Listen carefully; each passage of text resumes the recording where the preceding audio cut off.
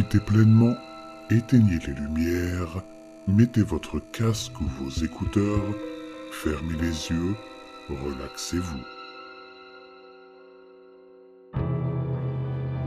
Elle voulait juste se réveiller.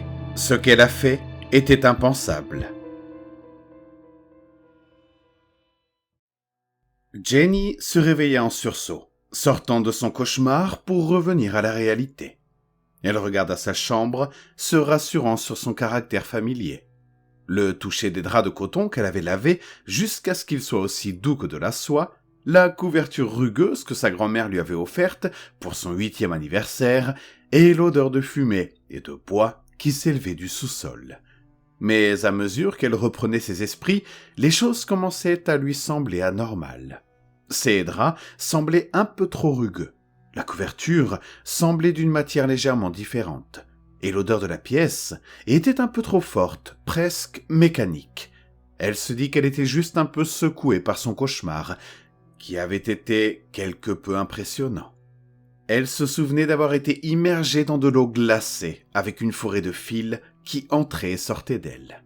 Un œil mécanique froid planait au-dessus d'elle, suspendu par un bras mécanique qui pendait du plafond. Elle décida qu'un verre de lait chaud la remettrait d'aplomb et l'aiderait à se rendormir. Elle s'aventura au rez-de-chaussée, manquant de se rompre le cou. Il semblait que les escaliers étaient un peu plus courts que ceux dont ses pieds se souvenaient. Un pas mal placé la fit dégringoler. Heureusement, un palier lui permit d'amortir sa chute à mi-parcours. Respirant difficilement à cause de la chute et encore secouée par son cauchemar, elle se rendit sur la pointe des pieds dans la cuisine pour y chercher un verre de lait. Mais loin de la calmer, la boisson de minuit ne fit qu'empirer les choses. Le lait avait un drôle de goût. Non pas comme s'il était avarié, mais comme s'il n'était pas à sa place. La tasse était trop rugueuse dans ses mains, et les bips du micro-ondes étaient décalés de quelques pas. Elle termina son verre à la hâte, souhaitant désespérément retourner au lit. Lorsqu'elle se réveillerait, elle serait sûrement de retour dans le monde qu'elle connaissait. Elle s'apprêta à replacer le lait sur l'étagère du réfrigérateur. Mais alors qu'elle tendait la main pour saisir la poignée, elle vit dans le reflet de la porte polie du réfrigérateur l'œil mécanique et froid de son cauchemar. Elle poussa un cri d'effroi, laissa tomber le lait et se retourna, prête à affronter la machine démoniaque. Mais il n'y avait rien. Elle se maudit d'avoir été aussi stupide et prit un chiffon pour nettoyer le lait qui s'était écoulé du récipient.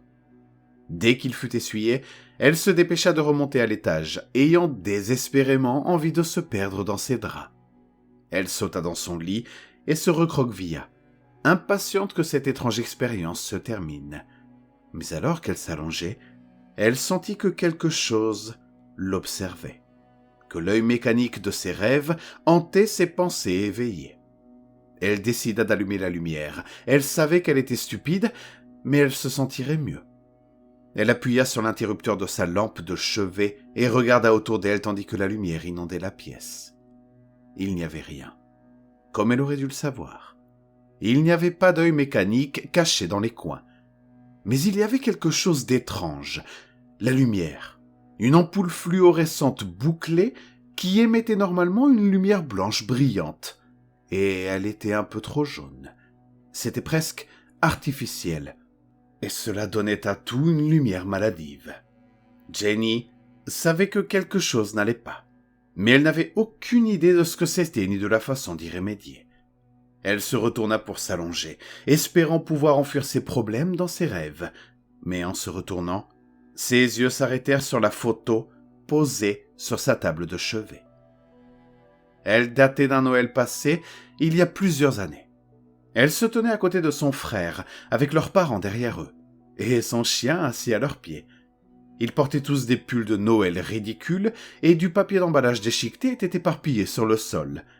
Ils avaient tous un sourire aussi large que le Mississippi affiché sur leur visage. Mais au-dessus de chaque sourire se trouvait une paire d'yeux froids, morts et mécaniques. Jenny a crié, s'est agitée et s'est écrasée sur le sol de sa chambre. Elle ramassa la photo et la jeta au fond de son placard. Jenny savait maintenant avec certitude que quelque chose n'allait pas, que quelque chose n'allait pas depuis qu'elle s'était réveillée, que quelque chose était là. Il fallut plusieurs minutes à Jenny pour se calmer, et elle n'osa pas regarder dans son armoire où se cachait la photo. Au fur et à mesure qu'elle rassemblait ses pensées, elle commençait à réaliser que de plus en plus de choses n'allaient pas. Les planches du parquet ne sont pas dans le bon sens. Ces murs étaient d'un bleu layette et non d'un bleu merle. Des centaines de détails minuscules n'étaient pas corrects dans sa chambre.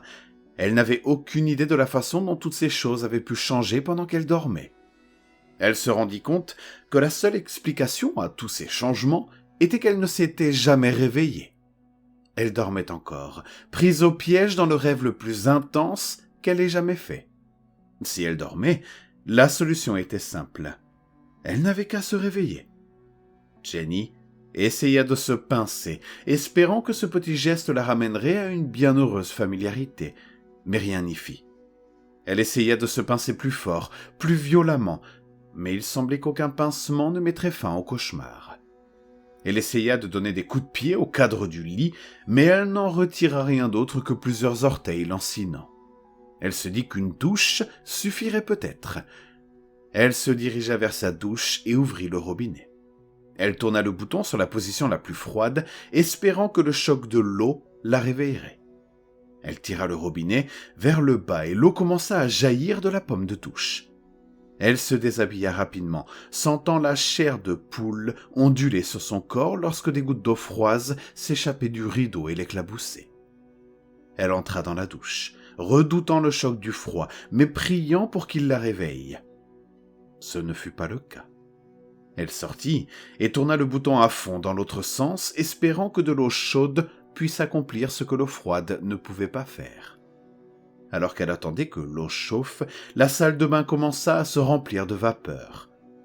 Après plusieurs minutes, elle était sûre que l'eau était suffisamment chaude et que son contact la délivrerait de ce cauchemar. Elle entra dans la douche. L'eau brûlait. Elle voulait crier de douleur, mais elle resta aussi longtemps qu'elle le put, espérant que la douleur la réveillerait. Finalement, n'en pouvant plus, elle sortit dans sa salle de bain remplie de vapeur, son corps étant couvert de traînées rougeâtres dues à l'eau brûlante. En cherchant ses vêtements autour d'elle, elle remarqua que la vapeur s'enfonçait dans le sol, comme si elle était anormalement lourde. Jenny commença à s'inquiéter. Et si elle ne se réveillait jamais? Elle se sécha et se rhabilla. Alors qu'elle s'apprêtait à partir, elle se regarda dans le miroir et derrière elle, suspendu à son bras mécanique sans vie, se trouvait cet œil mécanique froid. Jenny poussa un cri et sortit de la salle de bain en sprintant et en descendant les escaliers. Il fallait qu'elle se réveille maintenant. Cette chose devenait de plus en plus audacieuse et elle venait vers elle. Elle ne savait pas quoi essayer d'autre. Qu'est-ce qui pouvait bien la réveiller? Alors qu'elle réfléchissait, elle commença à entendre des ronflements et des clics mécaniques provenant des couloirs. Elle se retira au centre de la cuisine, s'éloignant le plus possible des bruits. Mais les bruits s'amplifiaient et se rapprochaient. Elle se mit à sangloter, priant Dieu pour que tout cela s'arrête. Elle voulait juste que la vie redevienne normale. Une idée commença à germer dans l'esprit de Jenny. Il y a bien une chose qui nous réveille toujours de nos rêves. Chaque fois qu'on était sur le point de faire une chute mortelle, on se réveille. Vous savez, cette impression de tomber. Ou alors quand le meurtrier psychotique était sur le point de vous rattraper, vous vous réveillez, n'est-ce pas? Jenny avait juste besoin de mourir. Et elle se réveillerait, mais elle ne pouvait pas laisser cette chose la tuer. Elle ne savait pas comment ni pourquoi, mais elle savait que si la chose l'attrapait, elle ne se réveillerait jamais. Les bruits se rapprochent et Jenny se remet à pleurer. Mais son plan désespéré l'emplit d'une sinistre détermination. Elle se faufila jusqu'au coin où elle gardait les couteaux. C'était horrible, mais elle savait ce qu'il fallait faire. Elle ouvrit l'armoire et en sortit un petit couteau d'office. Il n'avait pas besoin d'être grand pour faire le travail. Il devait être bien aiguisé. Les bruits se rapprochaient et augmentaient en volume, remplissant Jenny d'effroi. Elle commença à faire descendre le couteau le long de ses bras, ouvrant de grandes fentes dans le ventre de ses avant-bras. Elle regarda le sang couler sur ses bras et se répandre sur le comptoir. Elle rit en regardant, trop épuisée mentalement pour s'en soucier. Elle ne s'inquiétait que de son réveil. Elle leva les yeux de ses bras, étourdie, et vit dans l'embrasure de la cuisine l'œil mécanique et froid. Jenny cria. Elle n'était pas encore réveillée. Elle ne mourrait pas assez vite. Sa peur l'envahit et remplit de force ses membres mutilés. Elle saisit un grand couteau de boucherie dans son support et l'enfonça dans sa propre poitrine. Elle éclata de rire en regardant son sang s'écouler de sa poitrine. Il était d'un rouge maladif et cruel, voire artificiel. Elle leva les yeux et vit l'œil mécanique froid s'avancer vers elle. Elle sanglote et hurle tandis que le monstre se rapproche. Elle a sorti le couteau et l'a enfoncé à nouveau. Le sang jaillit de sa poitrine. Alors que le sang sortait d'elle et s'accumulait sur le sol, Jenny s'est effondrée. Elle est restée allongée sur le sol, sa vision s'estompant, et elle a souri en signe de victoire, sachant qu'elle avait battu cette machine démoniaque. Elle se réveille. Jenny est allongée dans un conteneur en plexiglas, entouré d'eau glacée. Une forêt de fils et de tubes entre et sortent de son corps. Son corps est agité de spasmes. Elle semble lutter contre un ennemi invisible. Le système l'observe tandis qu'elle se débat avec sa réalité virtuelle. Elle devenait rapidement un sujet très intéressant.